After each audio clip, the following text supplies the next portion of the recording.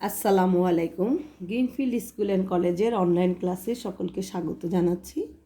আমি কামরুন নাহার ম্যাডাম, সহকারী অধ্যাপক, জীববিজ্ঞান বিভাগ, greenfield school and college, Mirpur, Dhaka. দশম শ্রেণীর শিক্ষার্থীরা কেমন আছো? আশা করি তোমরা ভালো আছো, সুস্থ আছো এবং নিরাপদে আছো।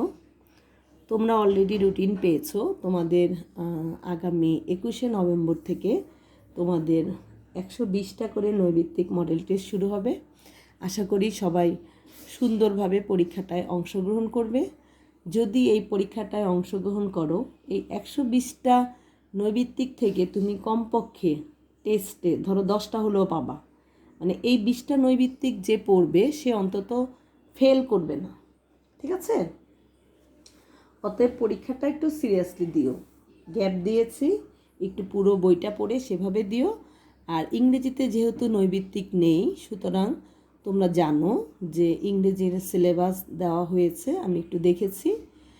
সেই অনুপাতে তোমাদের কোশ্চেন করা হবে, ঠিক আছে? সময় 2 ঘন্টায় হয়তো কোশ্চেন বাড়িয়ে কমিয়ে মার্ক কম বেশি করা হবে। হ্যাঁ, আশা করি সবাই সুস্থভাবে সুন্দরভাবে পরীক্ষাটা দিবে। দেখো, আজকে আমরা পড়ব 7ম অধ্যায়। হ্যাঁ, অধ্যায় 7। অধ্যায় 7 হচ্ছে তোমার গ্যাসীয় বিনিময়, ঠিক আছে? গ্যাসীয় বিনিময় চ্যাপ্টারটা এবছর তোমাদের জন্য ইম্পর্টেন্ট,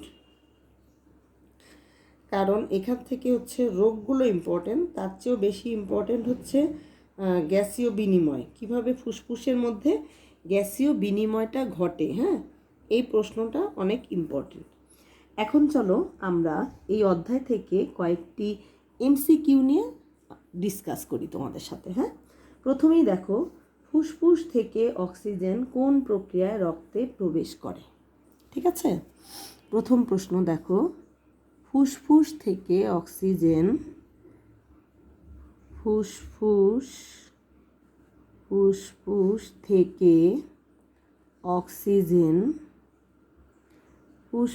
থেকে অক্সিজেন কোন প্রক্রিয়ায় রক্তে প্রবেশ করে? ঠিক আছে, কোন প্রক্রিয়ায় ফুসফুস থেকে অক্সিজেন কোন প্রক্রিয়ায় রক্তে প্রবেশ করে? ঠিক আছে, রক্তে প্রবেশ করে। আমি জানি অনেকেই হয়তো অ্যান্সারটা পারো যে এটা হবে অভিস্রবণ, ব্যাপন, ইমবাইবিশন, প্রস্বেদন। তোমার এই 4টা অপশন দেওয়া আছে। হ্যাঁ, এটা ঢাকা বোর্ড 20-এ আসছে, তাহলে এটা হচ্ছে তোমার অ্যান্সারটা হবে ব্যাপন। আমরা জানি যে ব্যাপন প্রক্রিয়া হচ্ছে ঘন মাধ্যম থেকে হালকা মাধ্যমে ছড়িয়ে পড়া। হ্যাঁ, এটার অ্যান্সারটা হবে ব্যাপন। 2 নম্বরে কোশ্চেন দেখতে পারো, শ্বাসনালীর ভেতরে, ঠিক আছে, শ্বাসনালীর ভেতরে আবৃত প্রদাহকে কি বলে? শ্বাসনালীর ভেতরে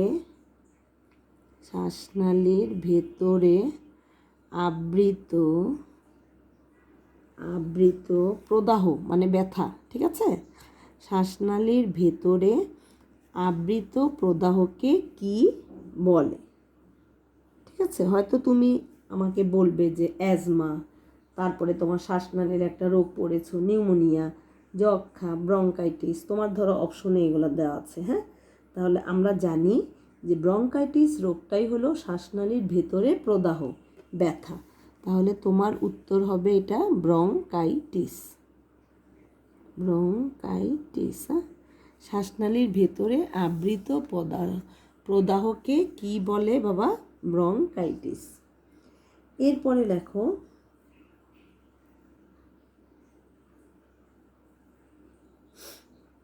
ফুসফুসের আবরণ, ঠিক আছে, এটা অনেক কমন একটা প্রশ্ন, অনেকবার বোর্ডে এসেছে। ফুসফুসের আবরণের নাম কি?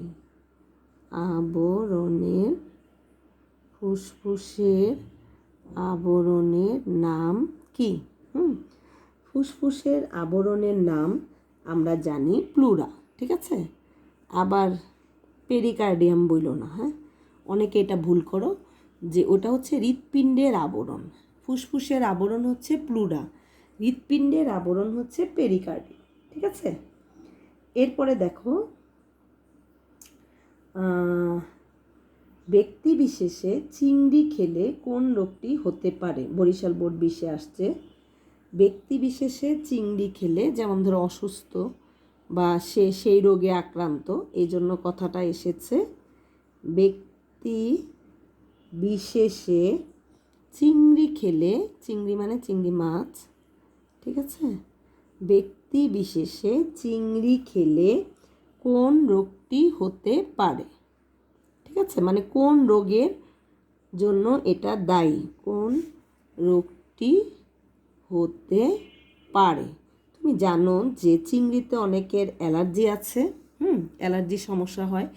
আবার হচ্ছে যাদের ধরো তোমার অ্যাজমা, শ্বাসকষ্ট আছে, দেখা যায় যে এটা খেলে, চিংড়ি মাছটা খেলে সেই অসুখটা বেড়ে যায়। ঠিক আছে, অ্যালার্জি যদি তোমার অপশনে না থাকে তখন তুমি কিন্তু অ্যালার্জি কথাটা লিখতে পারবে না।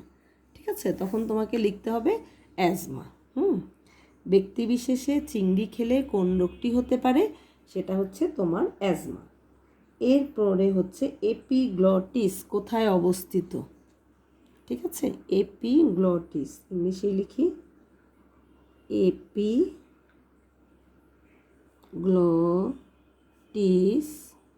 কোথায় অবস্থিত?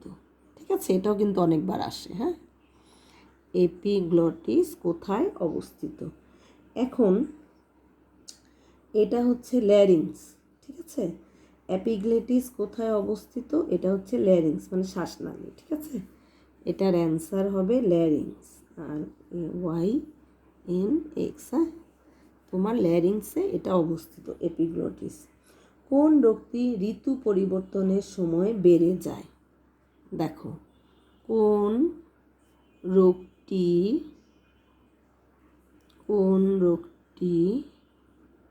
ঋতু পরিবর্তনের সময় বেড়ে যায়? পরিবর্তনের সময় কোন রোগটি ঋতু পরিবর্তনের সময় বেড়ে যায়? তুমি জানো যে যারা অ্যাজমার রোগী, বিশেষ করে গরমকালে তারা মোটামুটি ভালো থাকে। হ্যাঁ, এই যে এখন শীত আসতেছে, নভেম্বর, ডিসেম্বর, জানুয়ারি, ফেব্রুয়ারি তো ওরকম থাকে না। এই 3 মাস নভেম্বর, ডিসেম্বর, জানুয়ারি হচ্ছে যাদের ঠান্ডাজনিত সমস্যা, নিউমোনিয়া এবং অ্যাজমা। ঠিক আছে, এই অ্যাজমা রোগটা হচ্ছে শীতকালে বেড়ে যায়। যেমন আমার ক্ষেত্রে আমি দেখি যে গরমকালের চেয়ে শীতকালে আমার একটু কষ্ট হয়। ঠিক আছে, আমার অ্যাজমা আছে, তো আমি খেয়াল করে দেখেছি যে গরমের দিনের চেয়ে শীতকালে আমি একটু বেশি অসুস্থ হয়ে যাই, কারণ শীতকালে বাতাসে অনেক ডাস্টের পরিমাণ বেশি থাকে। বুঝছো, তোমরা জানো যে শীতকালে বাতাসে ডাস্টের পরিমাণ বেশি থাকে, এই কারণে কি হয়, মানুষ বেশি অসুস্থ হয়ে যায়। হ্যাঁ, শীতকালটা। ঠিক আছে, এরপরে দেখো যক্ষ্মার জীবাণুর বৈজ্ঞানিক নাম। ঠিক আছে, যক্ষ্মার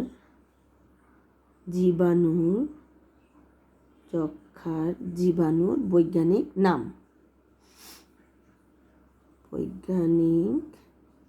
নাম কি? ঠিক আছে, যক্ষ্মার জীবাণুর বৈজ্ঞানিক নাম হচ্ছে মাইকোব্যাকটেরিয়াম টিউবারকুলোসিস। ঠিক আছে, আমি লিখে দিচ্ছি মাইকোব্যাকটেরিয়াম টিউবারকুলোসিস।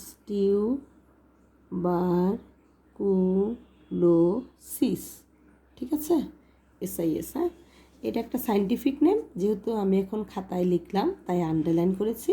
তুমি প্রশ্নে কোনো আন্ডারলাইন পাবা না, সেভাবেই লিখে দিবা। হ্যাঁ, যক্ষ্মার জীবাণুর বৈজ্ঞানিক নাম হচ্ছে মাইকোব্যাকটেরিয়াম টিউবারকুলোসিস। ঠিক আছে, ফুলের রেণুর কারণে কোন রোগটি হতে পারে? ঠিক আছে, ঋতু পরিবর্তনের সময় যেটা বেড়ে যায় সেটা হলো অ্যাজমা। আবার ফুলের রেণুর কারণে, ধরো তুমি ফুল নাকের খুব কাছে নিয়ে শুকতেছ, তখনও তোমার কি হতে পারে, এই অ্যাজমা রোগটা বেড়ে যেতে পারে বা হতে পারে। শ্বাসকষ্টটা কিন্তু সারাক্ষণ থাকে না। ফুলের রেণুটা তোমার মুখ দিয়ে গেল, হলো, নাক দিয়ে তোমার একটু ডাস্ট প্রবেশ করলো, হয়ে গেল, এরকম আর কি। ঠিক আছে, এটাও কিন্তু বোর্ডে আসে। ফুলের রেণুর কারণে, এই জন্য ফুল নাকের বেশি কাছে নিয়ে শুনতে হয় না। ঠিক আছে, ফুলের রেণুর কারণে কোন রোগটি হতে পারে? কোন রোগটি হতে পারে? হ্যাঁ, ফুলের রেণুর কারণে কোন রোগটি হতে পারে? তাহলে এটারও উত্তর হবে অ্যাজমা। ঠিক আছে, একটু উত্তরগুলো খেয়াল করো। হ্যাঁ, পড়ার সময় একটু খেয়াল করে পড়ো, কারণ উত্তর এক কিন্তু কোশ্চেন ভিন্ন। হ্যাঁ, সবগুলো প্রশ্ন তো আসলে ব্রেনে রাখতে হবে, কিছু করার নাই। ঠিক আছে, এরপরে আমি তোমাকে বলতে পারি শ্বাসনালীর রোগ যদি বলি যে কোনটি শ্বাসনালীর রোগ, ব্রঙ্কাইটিস নাকি নিউমোনিয়া, তখন তুমি আমাকে অ্যান্সারে বলতে পারো মিস ব্রঙ্কাইটিস। ঠিক আছে, এরপরে দেখো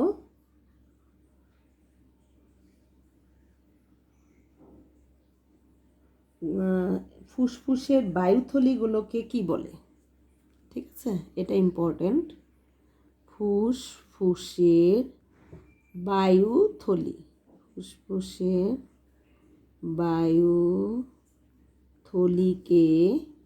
কি বলে? এটা তুমি দেখতে পারো, এটা ইম্পর্টেন্ট প্রশ্ন। ফুসফুসের বায়ুথলিগুলোকে আমরা বলি অ্যালভিওলাস। অ্যালভিওলাস, অনেক সময় এটা তোমার একের কোশ্চেনও চলে আসে যে অ্যালভিওলাস কি, তখন তোমার অ্যান্সার হবে অ্যালভিওলাস হচ্ছে ফুসফুসের বায়ুথলি। ঠিক আছে, এরপরে দেখো ষড়যন্ত্রের উপরে থাকে এপিগ্লটিস, উল্টা করে আসছে, এটা কোনো অসুবিধা নেই, এটা আমরা নিব না। তারপরে হচ্ছে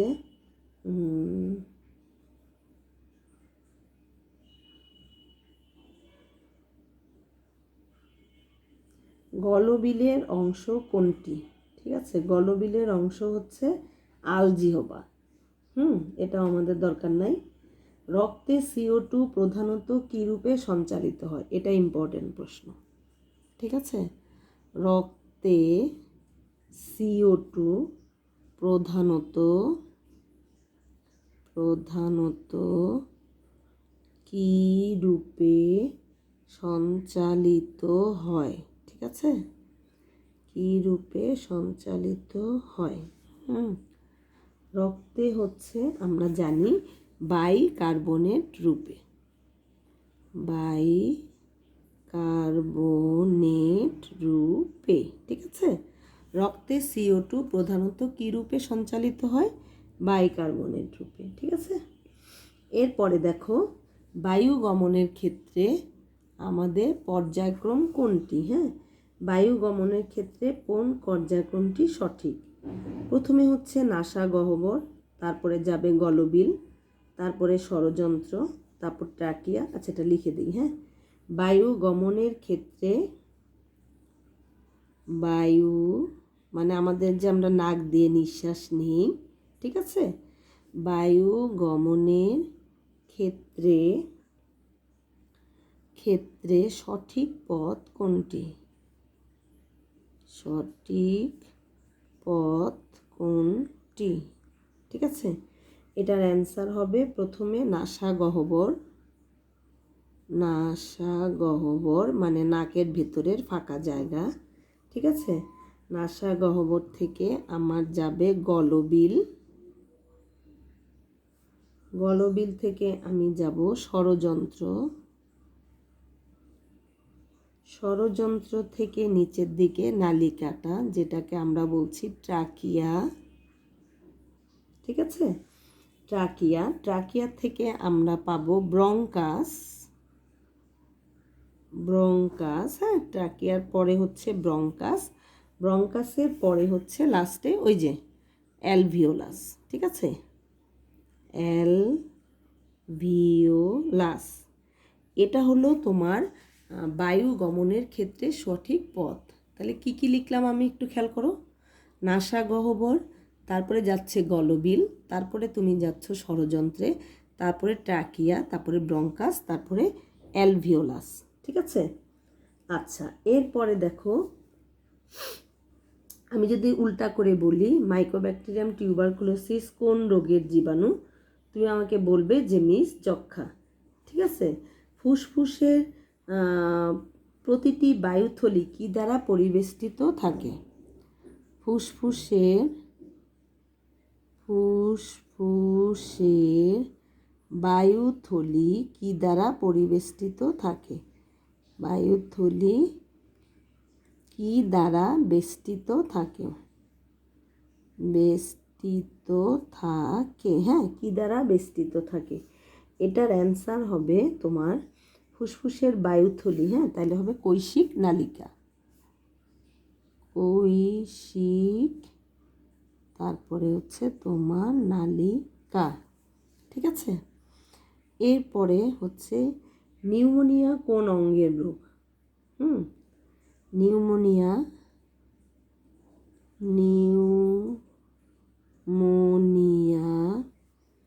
কোন অঙ্গের রোগ? তুমি জানো নিউমোনিয়া হয় কোথায়? ফুসফুসে।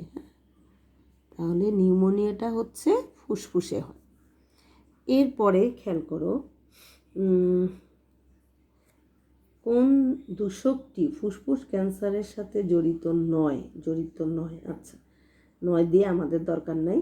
এরপরে দেখো অ্যাজমার ক্ষেত্রে প্রযোজ্য একটা বহুপদী বলি। বুকের ভেতরে আওয়াজ হয়, গলার শিরা ফুলে যায়, জ্বর থাকে। ঠিক আছে। অ্যাজমায় আসলে কোনো জ্বর থাকে না। অ্যাজমার ক্ষেত্রে প্রযোজ্য বুকের ভেতর আওয়াজ এবং জ্বর থাকে। ঠিক আছে। তাহলে এটা লিখতে পারি, অ্যাজমার ক্ষেত্রে প্রযোজ্য, অ্যাজমার ক্ষেত্রে প্রযোজ্য, অ্যাজমার ক্ষেত্রে প্রযোজ্য কি বললাম? বুকের ভেতর আওয়াজ, বুকের ভেতর আওয়াজ, তারপরে তোমাকে আরেকটা বলেছি, গলার শিরা ফুলে যায়, গলার শিরা ফুলে যায়, আরেকটা বললাম 3 নম্বরে জ্বর থাকে। ঠিক আছে, জ্বর থাকে। আগেই বলেছি অ্যাজমা রোগীর কোনো জ্বর হয় না, সুতরাং এটা তোমার উত্তর হবে 1 আর 2। হ্যাঁ, ঠিক আছে, একটু খেয়াল করো। তারপরে হচ্ছে এটা তো বলেছি, নিকোটিন গ্রহণে কোনটির কার্যকারিতা নষ্ট হয়? নিকোটিন হচ্ছে ধূমপায়ীদের ক্ষেত্রে, হ্যাঁ, নিকোটিন গ্রহণে কোনটির কার্যকারিতা নষ্ট হয়?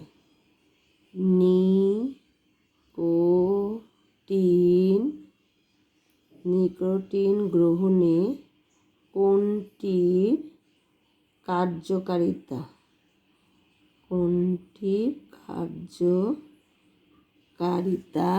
নষ্ট হয়? হ্যাঁ, নষ্ট হয়। এটা হচ্ছে তোমার স্নায়ু। ঠিক আছে।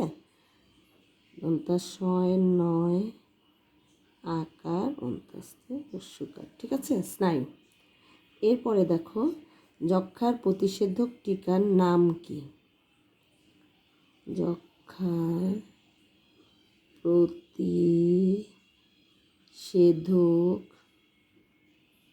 টিকার নাম কি? ঠিক আছে, BCG। আবার উল্টায় দিও না। ঠিক আছে, তোমরা কিন্তু এটা উল্টায় তারপর আমাকে দাগ দিয়ে ফেলো। ঠিক আছে। এরপরে দেখো ডান ও বাম ফুসফুস, ডান ও বাম ফুসফুস, ঠিক আছে, ডান ও বাম ফুসফুস বিভক্ত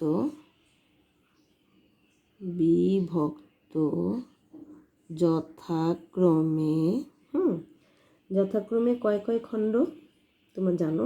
ডানে হচ্ছে 3 আর বায়ে কত? 2। ঠিক আছে, 3 ও 2 খণ্ডে। তাহলে তুমি লিখে রাখো 3 ও 2 খণ্ডে। ঠিক আছে। এরপরে দেখতে পারো যক্ষ্মার টিকা কখন দিতে হয়? ঠিক আছে, যক্ষ্মার টিকা কখন দিতে হয়? তুমি জানো জন্মের পর থেকে 1 বছরের মধ্যে। ঠিক আছে, জন্মের পর থেকে 1 বছরের মধ্যে। ঠিক আছে, যক্ষ্মার টিকা কখন দিতে হয়? জন্মের পর থেকে 1 বছরের মধ্যে।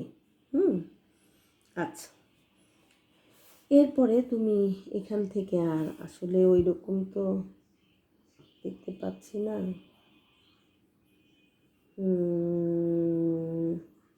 এটা তো দিয়েছি, কোন প্রক্রিয়া যায় আবরণ, ফুসফুসের গলবিলের অংশ কোনটি? আলজিহবা লিখে রাখো। গলবিলের অংশ কোনটি? গলবিলের অংশ, গলবিলের অংশ কোনটি? এটা হচ্ছে আলজিহবা, আলজিহবা। হ্যাঁ, এটা গলবিলে থাকে। ঠিক আছে, এটা খেয়াল করো। আর হচ্ছে নিউমোনিয়ার ক্ষেত্রে যদি আমি প্রযোজ্য দেই, রোগীকে সহনীয় উষ্ণতায় ও শুষ্ক পরিবেশে রাখতে হবে। বুকে পিঠে ব্যথা হয়। আরেকটা হচ্ছে তরল ও গরম পুষ্টিকর খাওয়াতে হয়। ঠিক আছে, আচ্ছা, মধ্যচ্ছদার আকৃতি কেমন? মধ্যচ্ছদার আকৃতি কীরূপ? মধ্যচ্ছদার আকৃতি কীরূপ? এটার অ্যান্সার হবে প্রসারিত ছাতার মতো। ঠিক আছে, প্রসারিত ছাতার মতো। এই ছিল তোমাদের সপ্তম অধ্যায় থেকে ইম্পর্টেন্ট এমসিকিউ। আমি লিখেছি প্লাস তোমাদের বুঝিয়েও দিলাম। প্র্যাকটিস করো বাসায়। সবাই ভালো থেকো। হ্যাঁ, আল্লাহ হাফেজ।